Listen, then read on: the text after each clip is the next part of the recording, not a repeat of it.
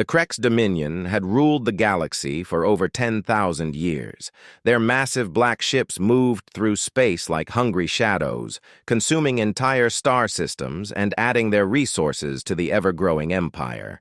When they first encountered humanity in the year 2387, the humans were nothing more than a curious footnote in their vast catalog of conquered species.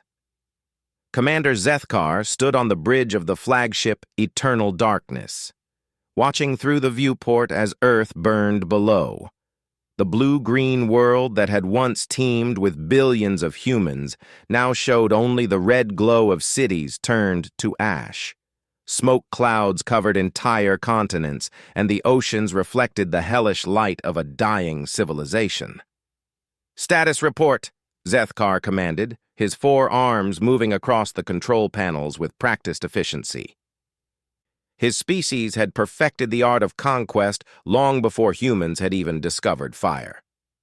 97% of human military forces destroyed, Commander," reported his aide, Lieutenant Vosshall. "Their remaining fleet consists of perhaps 50 ships scattered across the outer colonies. Resistance is minimal." Zethkar's mandibles clicked in satisfaction.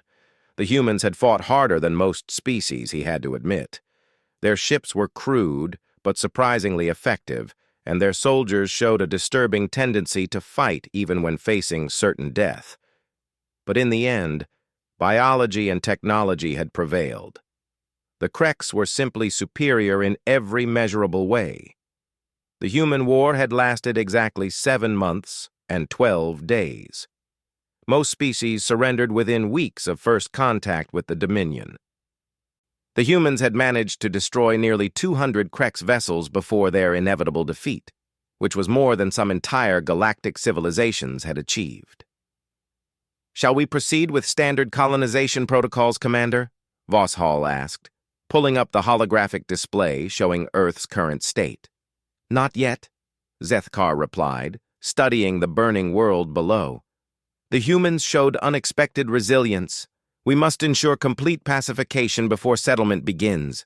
Deploy the purge fleets to the outer colonies. I want every human stronghold eliminated." Admiral Sarah Chen pressed her back against the cold metal wall of the asteroid mining station turned refugee shelter. Around her, 3,000 human survivors huddled in the darkness, sharing what little food and water remained. This unnamed rock floating in the Kepler 442 system had become their temporary sanctuary, one of dozens scattered across the galaxy where the remnants of humanity clung to existence. The numbers were devastating. Of humanity's 47 billion souls spread across 12 core worlds and hundreds of colonies, fewer than 10 million remained alive. The Krex had been thorough in their extermination campaign, hunting down every human settlement with mechanical precision. Sarah's datapad flickered to life with an incoming transmission. The face of Captain Marcus Rodriguez appeared, his expression grim. He was broadcasting from another refugee station somewhere in the Gliesa system. "Admiral, we've lost contact with the Alpha Centauri survivors," Marcus reported. "Long-range sensors detected Krex battle groups moving through that sector 6 hours ago. We have to assume the worst." Sarah closed her eyes for a moment, feeling the weight of responsibility crushing down on her shoulders. As the highest-ranking surviving military officer, she had somehow become the de facto leader of humanity's scattered remnants. It was not a position she had ever wanted, especially not under these circumstances. "How many does that leave us?" she asked quietly.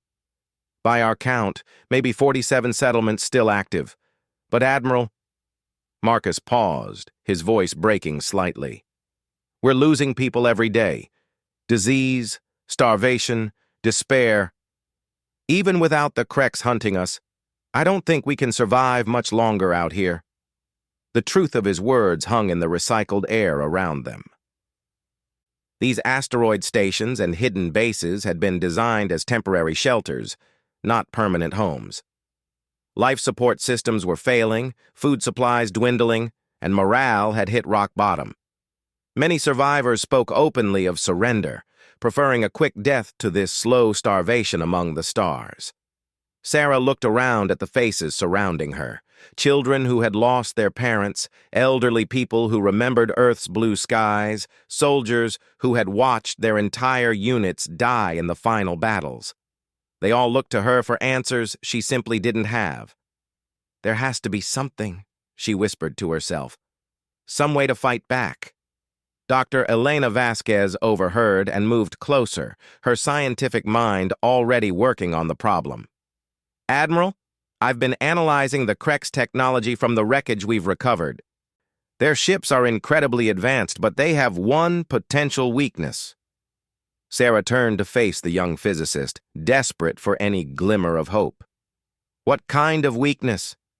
"Their entire fleet operates on a quantum entanglement network," Elena explained, pulling up holographic displays from her portable lab equipment. "Every ship is connected to their command structure through quantum links. It makes their coordination perfect, but it also creates a single point of failure."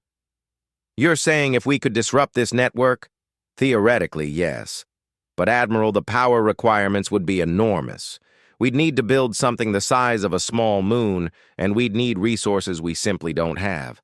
Plus, we'd have to get close enough to their command center to deploy it, which is impossible with our current capabilities." Sarah stared at the technical readouts, her mind racing. It seemed impossible, but it was the first real plan anyone had proposed since the fall of Earth. Around them, the other survivors had gathered to listen, and for the first time in weeks, she saw something other than despair in their eyes. "How long would it take?" she asked. "Years, maybe decades, and that's assuming we could somehow acquire the materials and manufacturing capability." Elena's expression was apologetic. "I'm sorry, Admiral. I wish I had better news."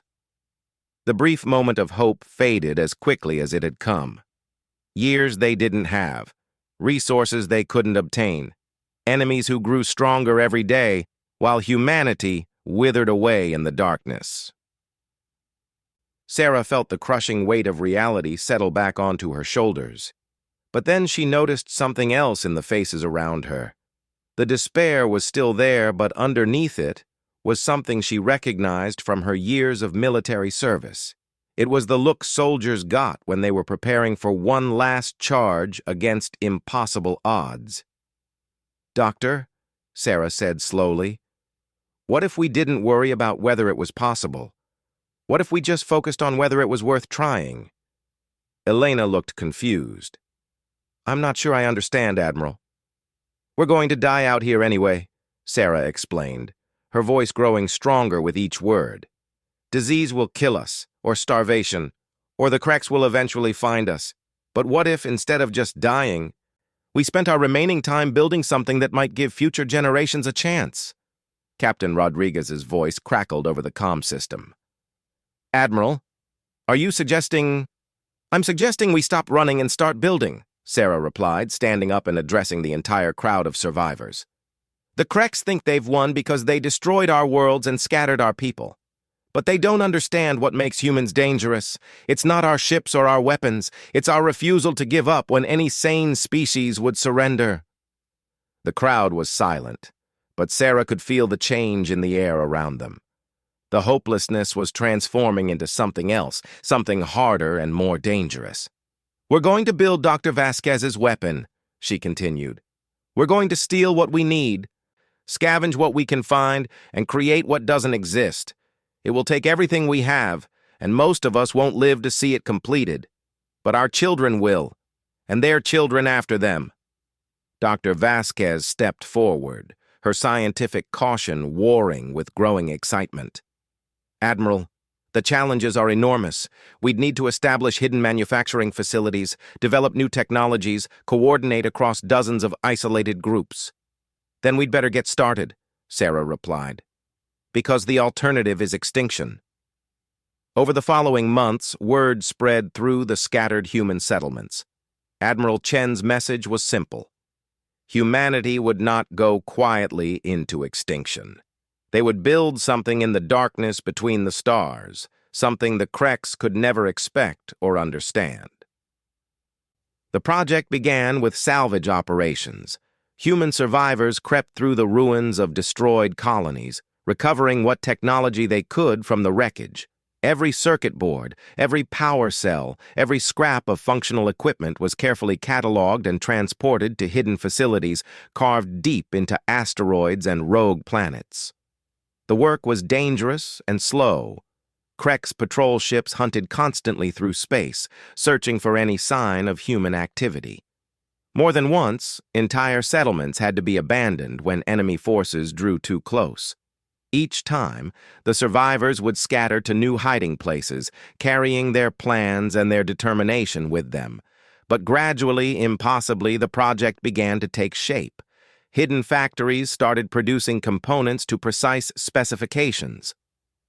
Scientists worked around the clock to solve seemingly impossible engineering problems. Children too young to understand the full scope of the war learned advanced mathematics and physics, preparing to continue the work when their parents were gone. The Krex, meanwhile, had turned their attention to other conquests. They assumed the human problem was solved, that the scattered survivors would eventually die out or surrender. Their intelligence reports showed no significant human activity, no fleet movements, no attempts at rebellion. They were wrong. In the deepest reaches of space, where no star's light could penetrate the darkness, humanity was preparing its response. It would take time, perhaps decades, but they were building something the Krex had never encountered before. An enemy that grew stronger through defeat, that turned desperation into determination, and that refused to accept extinction as inevitable. Admiral Chen stood in the primary construction facility, watching as the first prototype components were assembled. The work area was barely pressurized, carved from the heart of a dead asteroid that had been drifting through the void for billions of years. Around her, engineers and scientists worked in environmental suits, their breath forming small clouds in the frigid air. "Status report, Doctor?" she asked Elena, who had become the project's chief scientist. "Primary quantum resonance chamber is complete," Elena replied, consulting her datapad. "We're ready to begin testing the entanglement disruption matrix. Admiral, I have to say, 6 months ago I would have called this project impossible." Sarah smiled grimly. 6 months ago, we thought humanity was extinct. We've gotten good at proving the impossible wrong. The first test would be small scale. Designed to disrupt Krex communications over a limit 15 years, had passed since the fall of Earth, and the hidden human settlements had grown into something unexpected. What had begun as desperate refugee camps had evolved into a vast underground network of research facilities, manufacturing centers, and training grounds scattered across the galaxy's darkest corners. Commander Sarah Chen, now bearing the weathered face of a leader who had seen too much, walked through the central corridor of Haven Station. The facility was built inside a massive asteroid that had been hollowed out and reinforced over the past decade. Unlike the cramped emergency shelters of the early days, Haven featured proper life support, hydroponic gardens, schools, and even small recreational areas. The population had stabilized at around 12 million survivors spread across 87 hidden installations. They had learned to live in the shadows between star systems, in places the Krex considered worthless and empty. Dead systems with no valuable planets, asteroid fields too scattered for profitable mining, the cold spaces between galactic arms where nothing lived. But humanity had found ways to thrive in these forgotten places. "Admiral Chen," called Dr. Elena Vasquez, now the project's director after 15 years of tireless work. Her hair had gone completely gray, but her eyes held the fierce determination of someone who had seen the impossible become reality. "I think you need to see this." Elena led Sarah to the primary research laboratory, a vast chamber carved from solid rock and filled with equipment that would have amazed Earth's greatest scientists. Much of it was hybrid technology, combining salvaged Krex components with human innovation in ways that created entirely new capabilities. The quantum disruption field is working beyond our most optimistic projections, Elena explained, gesturing to a complex array of crystalline structures suspended in magnetic fields. We can now generate interference patterns that will completely sever Krek's quantum communications across a sphere roughly 1 light-year in diameter. Sarah studied the readouts, trying to comprehend the magnitude of what she was seeing. That's enough to disable an entire Krek's battle fleet? More than that, Elena replied with barely contained excitement. If we can position the weapon correctly, we could disable their entire command structure for this sector of the galaxy. Every ship, every installation, every communication relay they depend on. The implications were staggering. For 15 years, they had worked toward this moment, sacrificing everything to build a weapon that could strike back at their oppressors. But Sarah had learned to be cautious about hope. "What would we need to deploy it?" she asked. "That's the problem," Elena admitted, her enthusiasm dimming slightly. "The weapon platform would need to be massive, probably larger than Manhattan, and we'd have to transport it to within a few light years of their primary command center." Sarah nodded grimly. They had solved the technical challenges, but the practical ones remained enormous. How could a handful of scattered survivors build and deploy something so large without detection? Captain Marcus Rodriguez joined them, now bearing the rank of Admiral after Sarah's promotion to Supreme Commander of Human Resistance Forces. His face was scarred from a close encounter with a Krex patrol ship 3 years earlier, but he had survived to bring critical intelligence about enemy movements. "I might have an answer to that," Marcus said, pulling up a holographic star chart. "We've been monitoring Krex activities across 17 sectors, and we've identified a pattern. Every 6 months, they rotate their primary command fleet between 3 central positions. For exactly 72 hours during each transition, their main command vessel operates from this position." He highlighted a point in space roughly 3 light-years from a dead star system where several human settlements operated in deep concealment. "It's closer than they've ever been," Sarah observed. "But we'd still need to build the weapon platform and move it into position without being detected. How do we accomplish something that large-scale?" Dr. Vasquez activated another display, showing a complex construction plan.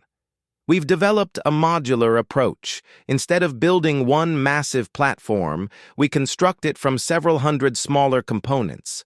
Each piece is small enough to be built in our existing facilities and transported by our stealth ships." "Like a massive 3-dimensional puzzle," Marcus added, understanding immediately. "We build the pieces separately, transport them using different routes, and assemble the weapon in deep space just before the Krex command fleet arrives." Sarah felt a familiar mixture of excitement and terror. The plan was audacious beyond anything they had attempted before. If it worked, they could cripple Krex operations across multiple sectors. If it failed, they would likely reveal the existence of their entire resistance network. "How long do we have to prepare?" she asked. "The next command fleet rotation is in 8 months, Marcus replied. "That gives us exactly 32 weeks to build, test, and deploy everything. 8 months to complete a project that had taken 15 years to develop." Sarah looked around at the faces of her senior staff, seeing the same mixture of determination and apprehension she felt herself. "Then we'd better get started," she said finally. "Signal all stations. Project Lazarus is moving to final phase." The name had been Elena's suggestion years earlier.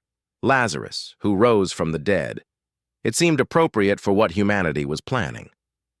Across the hidden network, the announcement triggered a flurry of activity unlike anything seen since the early desperate days after Earth's fall. Every human settlement began working around the clock, pushing their manufacturing capabilities to absolute limits. In the Arcturus Shadow Zone, a facility built inside a rogue planet's frozen core produced quantum resonance crystals with atomic-level precision. The work was dangerous, requiring exposure to exotic radiation that shortened lifespans, but volunteers lined up for every shift. The Centauri Deep Station fabricated the weapon's power distribution systems, massive conduits capable of channeling energy equivalent to a star's output. Workers spent months in zero gravity, welding connections while dodging micrometeorites in the space between binary stars. Near the galactic rim, where space was so empty that stars were just distant points of light, engineers assembled the weapon's targeting computers. These systems needed to calculate firing solutions across interstellar distances while compensating for gravitational effects, stellar drift, and quantum uncertainty. But perhaps the most crucial work happened at Sanctuary, a facility hidden in the atmosphere of a gas giant, where human children born after the fall were now reaching adulthood. These young people had grown up knowing only the struggle for survival, and they had developed skills their parents could barely comprehend. 20-year-old James Chen, Admiral Chen's own son, led a team of similarly aged engineers who thought about technology in ways that seemed almost alien to the older generation. They had grown up with hybrid human Krex systems, learning to manipulate quantum fields as naturally as their grandparents had used computers. The targeting solution is incredibly complex, James explained to his mother during one of their rare secure communications. The Krex command ship will only be vulnerable for the few minutes when it's transferring command authority to its new position. Miss that window, and we'll have to wait another 6 months. Sarah studied her son's face on the screen, seeing determination that reminded her of her own younger self. "Can you do it?" "We can do it," James replied with quiet confidence. "But Mom, Admiral, there's something else. The weapon will only have one shot. The power requirements are so enormous that firing it will destroy most of the platform. We get one chance to end this. One shot to reverse 15 years of hiding and struggling. One opportunity to strike back against an empire that had ruled the galaxy for millennia." Sarah felt the weight of that responsibility, settling on her shoulders like a familiar burden. "Then we'll make it count," she said simply. The construction phase pushed human ingenuity to its absolute limits. Without the massive industrial infrastructure they had once possessed, every component had to be crafted with precision that bordered on art. Welders worked in conditions that would have been considered impossible on Earth, assembling structures in the vacuum of space while dodging cosmic radiation and gravitational anomalies. The logistics of moving hundreds of weapon components across light years of space without detection required careful coordination.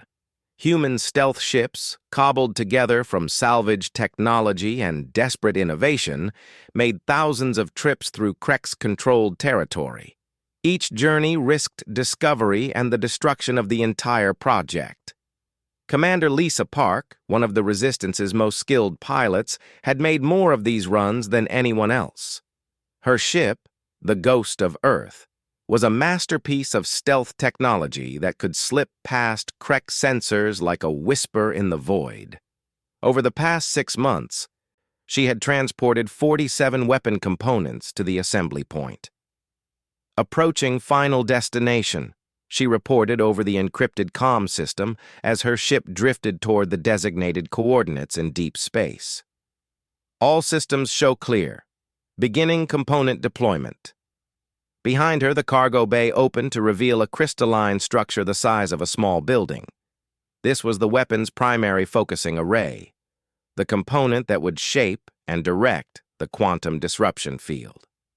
Building it had required resources from 12 different facilities and nearly 2 years of development.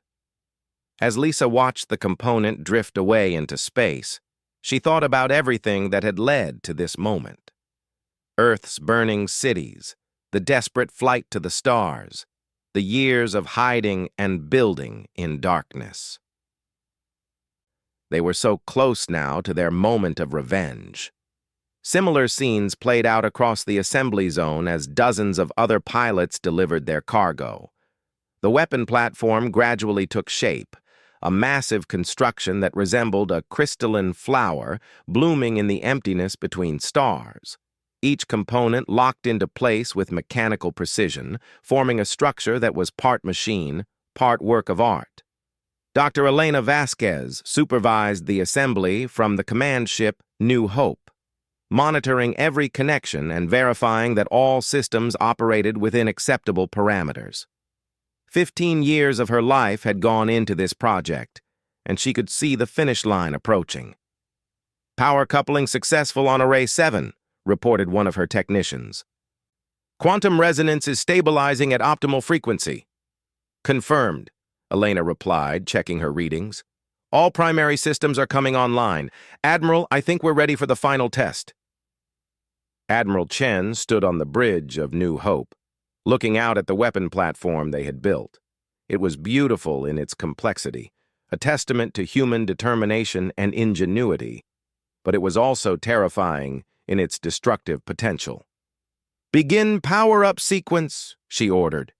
The weapon platform came alive with energy, exotic particles dancing between crystalline arrays as massive power generators fed quantum fields that bent space itself. For a brief moment, it was the brightest object in this sector of the galaxy, an artificial star born from humanity's desperate ambition. "All systems nominal," Elena reported. "We have full power and targeting capability. Admiral, the weapon is ready." Sarah felt a mixture of pride and apprehension as she stared at their creation. In 72 hours, the Krex command fleet would arrive at its rotation point.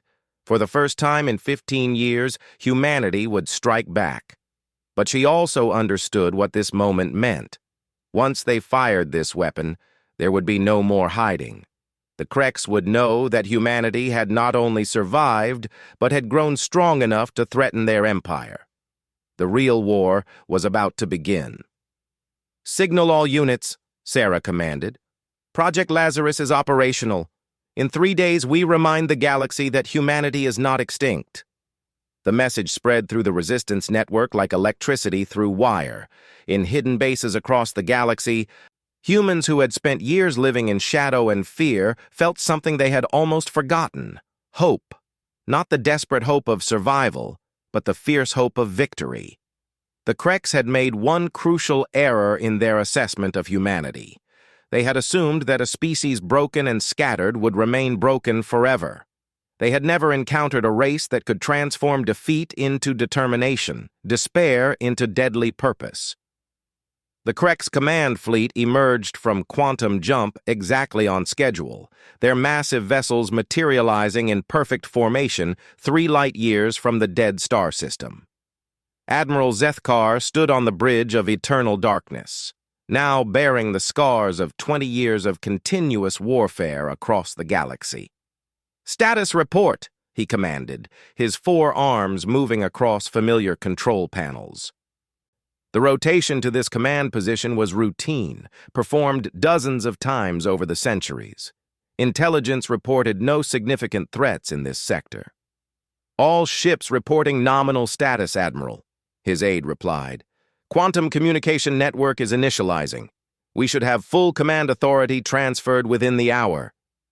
Zethkar nodded, unaware that less than 3 light-years away, humanity's greatest weapon was powering up for the shot that would change everything.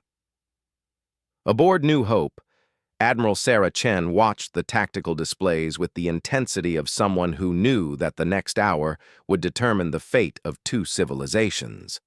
Around her, the command staff maintained professional calm, but she could feel the tension crackling through the air like static electricity. "Krex fleet has arrived," reported Captain Torres from the sensor station. "Counting 6 dreadnoughts, 12 battle cruisers, and approximately 50 support vessels. They're beginning their standard command transfer protocol," Dr. Elena Vasquez called out from the weapons control station. "Lazarus platform is at full power. All targeting systems are locked on the primary command vessel. We have a firing solution." Sarah took a deep breath, thinking about everything that had led to this moment.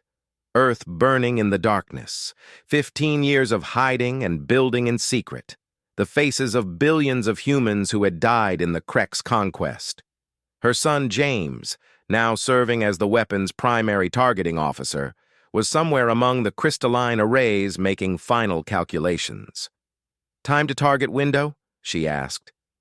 17 minutes until they complete command transfer," Torres replied.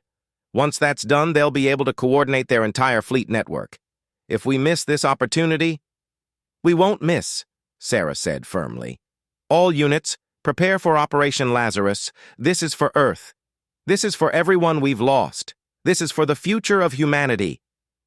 The weapon platform had taken 3 days to fully charge, drawing power from reactors that had been built in hidden facilities across the galaxy.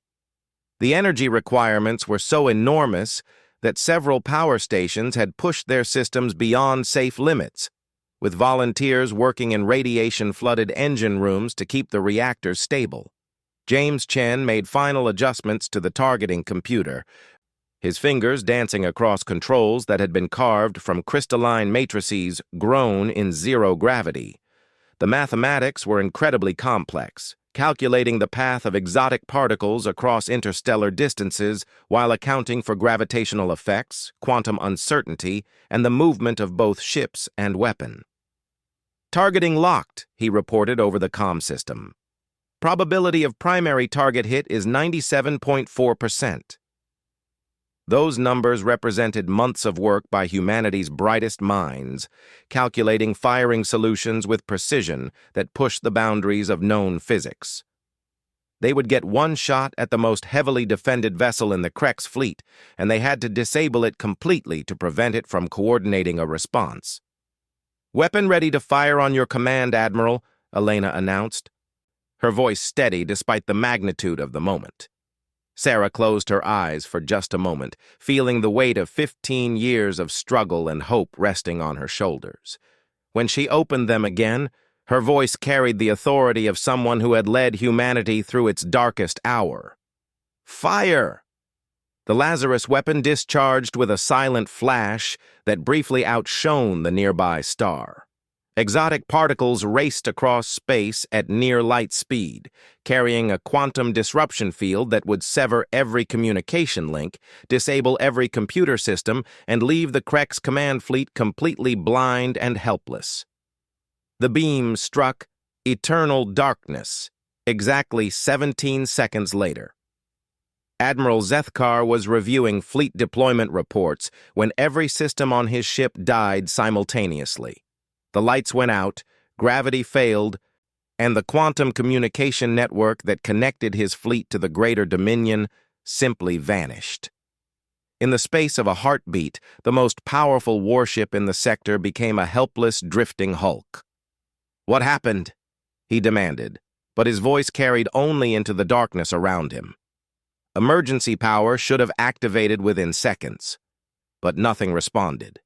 Even his personal communicator remained dead, its quantum processors fried beyond repair. Across the Krek's fleet, similar scenes played out as ship after ship lost all power and communication ability.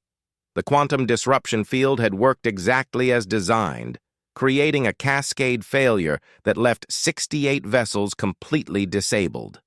For the first time in millennia, a Krek's battle fleet was utterly defenseless. "Direct hit confirmed," reported Captain Torres, his voice filled with amazement. "All Krek's vessels showing complete power failure. Their quantum network is down across the entire fleet." Cheers erupted throughout New Hope's bridge. 15 years of suppressed emotion finally finding release. But Admiral Chen maintained her focus on the tactical situation. They had achieved their primary objective, but the real test was just beginning. "Phase 2. Commence immediately," she ordered. "All attack squadrons, move to assault positions. We have perhaps 6 hours before their backup systems come online." From hidden positions throughout the system, human attack ships began emerging from concealment. These vessels bore little resemblance to the sleek warships that had defended Earth years earlier. Built from salvaged materials and powered by hybrid technology, they looked more like mechanical predators than traditional spacecraft. The Vengeance, led the first attack wave, its hull cobbled together from Krek's wreckage and human ingenuity. Commander Lisa Park had volunteered to lead the assault despite having already completed the most dangerous missions of the war. Her ship's weapons were a mixture of human projectile systems and captured Krek's energy weapons, creating devastating firepower that the enemy had never encountered. "Remember, we're not just fighting for victory," Lisa broadcast to the attack fleet as they closed on their helpless targets. "We're fighting for the right to exist. Show them what humanity does to species that try to wipe us out." The battle that followed was less a fight than an execution. Human ships swarmed over the disabled Krek's vessels, targeting critical systems and life support with surgical precision. Years of studying captured enemy technology paid off as human weapons found every weak point in Krek's armor and shields. But Sarah knew that destroying this fleet was only the beginning. The quantum disruption had been detected by Krek's monitoring stations across the galaxy, and reinforcements would arrive within days. Humanity had announced its survival in the most dramatic way possible, but they were still vastly outnumbered. "Elena, how long until we can move the weapon platform?" Sarah asked. "The firing sequence drained our power reserves completely," Elena replied, checking her readings. "We'll need at least 48 hours to recharge for another shot, and that's assuming we can find another power source." It was the weakness they had always known existed. The weapon was incredibly powerful but required enormous energy to operate. They could strike devastating blows, but only rarely. "Then we'd better make those 48 hours count," Sarah decided. "Signal all resistance cells. It's time to come out of hiding." The message went out on every frequency humanity could access, carried by quantum transmitters hidden in the wreckage of dead civilizations and forgotten outposts. After 15 years of shadow warfare, the human resistance was revealing itself to the galaxy. The response was immediate and overwhelming. From the Tau Ceti underground cities came 12,000 trained soldiers who had spent a decade preparing for this moment. The Proxima Centauri deep space platforms contributed a fleet of 40 stealth ships loaded with advanced weaponry. Even the survivors on distant Kepler colonies, people who had been isolated for years, began broadcasting their readiness to join the fight. Most importantly, the successful attack had attracted attention from other species who had suffered under Krek's domination. The Altarian refugees, the scattered remnants of the Vegan colonies, the surviving Rigel trade federations, all of them had been watching and waiting for someone to prove that the Kreks could be defeated. Admiral Chen found herself coordinating not just human resistance forces, but an entire galactic rebellion that had been building for centuries. Species that had been thought extinct suddenly revealed hidden populations. Technologies that had been forbidden under Krek's rule began emerging from secret laboratories. "This is Captain Veldtar of the Free Altarian Fleet," came a transmission 3 hours after the initial attack. "We have 17 ships ready to join your resistance. Our people remember what the Kreks did to our homeworld." Similar messages arrived from across the galaxy as word of humanity's victory spread. The psychological impact was as important as the military success. For the first time in millennia, someone had proven that the Kreks were not invincible. But Admiral Zethkar was far from finished. Emergency power finally came online aboard Eternal Darkness, 6 hours after the attack, revealing the full extent of the disaster. Of his 68-ship fleet, only 12 vessels retained any operational capability. The rest were either destroyed or so badly damaged that they would require months of repair. "How is this possible?" he demanded of his chief technician, a Kreks engineer who had served the Dominion for over 300 years. "The quantum disruption pattern was unlike anything in our databases," the engineer reported, his mandibles clicking nervously. "It suggests technology far beyond what humans possessed when we conquered them." Zethkar studied the tactical reports with growing unease. The humans had not only survived their supposed extinction, but had developed capabilities that threatened the foundation of Krek's power. Their quantum communication network, the backbone of their galactic empire, was vulnerable to this new weapon. "Signal High Command," he ordered. "Priority Alpha transmission. The human problem has not been resolved. I am requesting immediate reinforcement of all sectors where humans were previously detected." But the message that went out carried implications far beyond a simple request for military support. Across the Krek's dominion, admirals and governors began to understand that they faced something unprecedented, a species that had grown stronger through defeat. The human rebellion that followed was unlike any war the galaxy had seen. Instead of massive fleet engagements and planetary invasions, it became a conflict of shadows and surprises. Human ships would appear without warning, strike critical targets, and vanish before reinforcements could arrive. The Lazarus weapon proved to be just the beginning. In hidden facilities across the galaxy, human scientists were developing new technologies that combined their species' innovative thinking with captured Krek's knowledge. Weapons that could phase through Krek's shields, ships that were virtually undetectable by enemy sensors, and communication systems that operated outside the quantum networks the Kreks relied upon. Admiral Sarah Chen stood in the command center of New Geneva, a massive space station that had been constructed in the wreckage of an ancient battle. Around her, representatives from dozens of species coordinated resistance operations across hundreds of star systems. "The Kreks are pulling back from the outer territories," reported General Hassan, now commanding human ground forces. "They're consolidating their fleets around core worlds, trying to protect their most important facilities.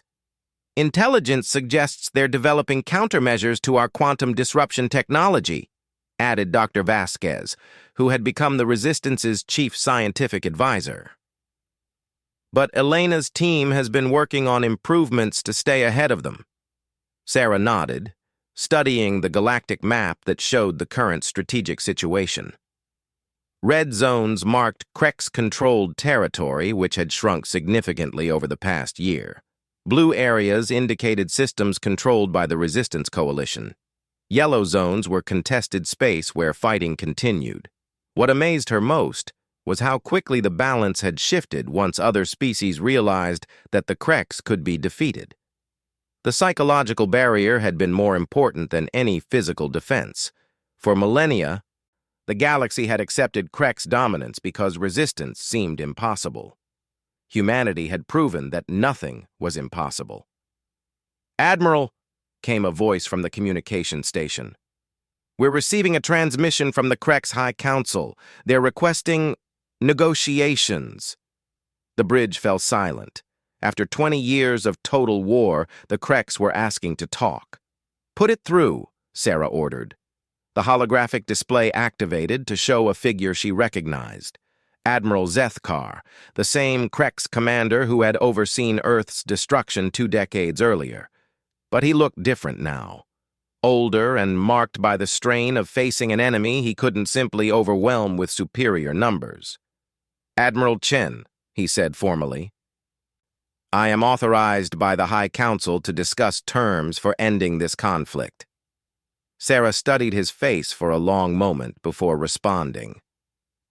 "The only terms I'm interested in discussing are your unconditional surrender and reparations for the genocide you committed against my species."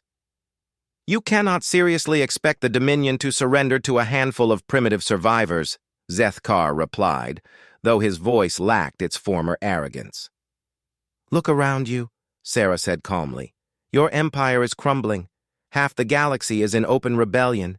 Your quantum network is vulnerable to weapons you can't defend against. And this is just the beginning. Humanity has been preparing for this war for 20 years. We've had time to get very, very good at it." The truth was more complex than her confident words suggested. The Resistance was still outnumbered and outgunned in most direct engagements, but they had achieved something more important than military superiority. They had broken the myth of Krek's invincibility. "What do you want?" Zethkar asked finally. "Everything," Sarah replied. complete withdrawal from all systems inhabited by non-Krex species, dismantling of your Imperial fleet, reparations to every civilization you've destroyed or enslaved, and most importantly, a guarantee that your species will never again attempt galactic conquest. Impossible, Zethkar said immediately.